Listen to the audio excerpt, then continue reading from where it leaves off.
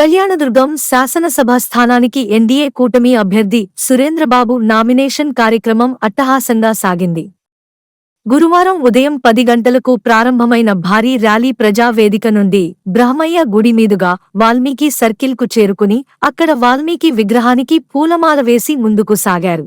గాంధీ విగ్రహం, మసీద్ circle, Ambedkar circle వరకు భారీ ర్యాలీ చేపట్టారు. మసీదు సర్కిల్లో అమిలినేని సురేంద్రబాబు మాట్లాడుతూ కళ్యాణదుర్గం నియోజకవర్గం ఎమ్మెల్యేగా పోటీ చేస్తున్నానని, చంద్రబాబు పరిపాలనపై నమ్మకంతో ఓటేయాలని, ప్రజల నమ్మకాన్ని వమ్ము చేయకుండా అన్ని వర్గాలకు న్యాయం చేస్తామని భరోసా ఇచ్చారు.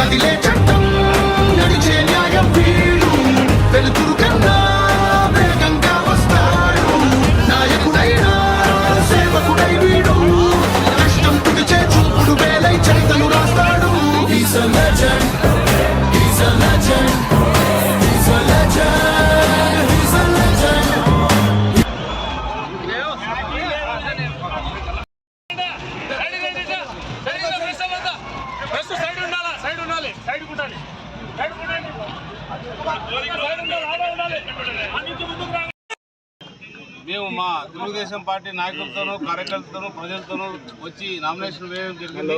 ప్రజలు కూడా అపూర్వ స్వాగతం పలికారు. నామినేషన్ ప్రజలు అత్యధికంగా తరలి వచ్చారు. ఈ నామినేషన్ కార్యక్రమానికి అంటే ప్రజలు ఒకటే మనం గమనించాలి, వాళ్ళు మార్పు కోరుకుంటున్నారు. ఏదైతే ఉన్నా ఖచ్చితంగా మార్పు తీసుకోవాల్సిన అవసరం ఎంతైనా కూడా మన పైన ఉంది, మా పైన పూర్తిగా ఉంది. ఆ మార్పు చంద్రబాబు నాయుడు గారు ఆల్రెడీ సూపర్ 6 పథకాలు అయితేనేమి, ఇతర పథకాలు అయితేమి అన్ని కూడా ప్రజలకు వివరించడం జరిగింది. అలాగే మేము కూడా ఒక మేనిఫెస్టో తయారు చేశాం. ఆ మేనిఫెస్టోలో 12 అంశాలు ఉన్నాయి. అవన్నీ కూడా ఈరోజు సాయంత్రం కానీ రేపు సాయంత్రం కానీ అన్ని కూడా ఇవ్వడం జరుగుతుంది. ప్రజలందరికీ కూడా అందుబాటులో వచ్చేటట్టు ఆ 12 అంశాలు కూడా ఏదైతే ఉందో రాబోయే 5 ఏళ్లలో కూడా అన్ని కూడా పూర్తి చేసి ప్రజలకు ఉపయోగపడేటట్టు ఖచ్చితంగా చేయగలిగినట్టు చెప్తాం. అవి కాకోకుండా ఇంకా చేయాల్సినవి కూడా ఉన్నాయి. అవి కూడా చేసిన తర్వాత ప్రజల మెప్పు పొందేందుకు ప్రయత్నిస్తాం తప్ప ఏదైతే మేము ఆ 12 అంశాలు ఇస్తున్నామో అవన్నీ కూడా నెరవేరుస్తాం. ఎందుకంటే ముఖ్యంగా దాంట్లో బీటీపీ ప్రాజెక్ట్ కావచ్చు, అలాగే మనకి రోడ్లు కావచ్చు, అలాగే మంచి హాస్పిటల్స్ కావచ్చు, చదువు కావచ్చు, మనకి పరిశ్రమకు సంబంధించిన ఏపీఐసిసి ల్యాండ్, నిరుద్యోగ సమస్యల పరిష్కారానికి ఆ ల్యాండ్ లేఅవుట్ చేసేసి లేదా ల్యాండ్ అభివృద్ధి చేసి ఇతరులందరూ కూడా ఒక మన కంపెనీలు తీసుకొచ్చి అక్కడ నిరుద్యోగ సమస్యల పరిష్కారానికి ఏదైనా కావచ్చు. అలాగే అక్కడికి రైతులకు సంబంధించి ఏదైతే ఉన్నాయో డ్రిప్ ఇరిగేషన్, రకరకాల తుంపర్ శాతం, మళ్ళీ రైతులకు సంబంధించిన ఏ అంశమైనా కూడా అన్నీ చేయడానికి మా 12 అంశాలతో కూడిన మేనిఫెస్టో ఉంది. అది కూడా రేపు అందరికీ ఇవ్వడం జరుగుతుంది. అది ఆ మేనిఫెస్టో ఖచ్చితంగా ప్రజలందరూ, కళ్యాణదుర్గ ప్రాంత ప్రజలందరూ కూడా ఉపయోగపడుతుంది.